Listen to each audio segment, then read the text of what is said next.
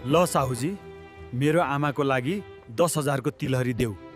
के रे 10,000 रे? 10,000 को त यहाँ एउटा औँठी पनि आउँदैन। सुन किन्ने हैसियत छैन भने गहना किन्न किन आउँछौ? गरिबहरू गइहाल यहाँबाट। अहिले पैसा छैन भनेर हेपेको मलाई हेर्दै जा। पछि म तेरो यो सुन पसलै किनिदिन्छु।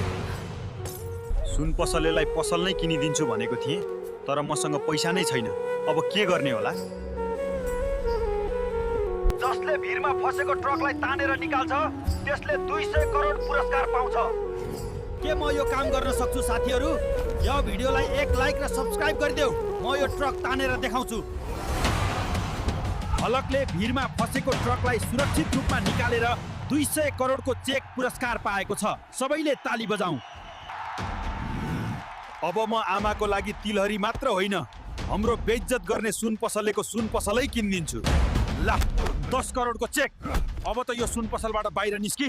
मैले तेरो सुन पसल नै किनिसके। तैँले धेरै घमण्ड देखाइस्। हेर त हल्का छोरा, मलाई यो गरगहनामा सजिएको कति राम्रो देखिएको छ है बाबु। हो आमा, तिमी साह्रै राम्री देखिएको छौ।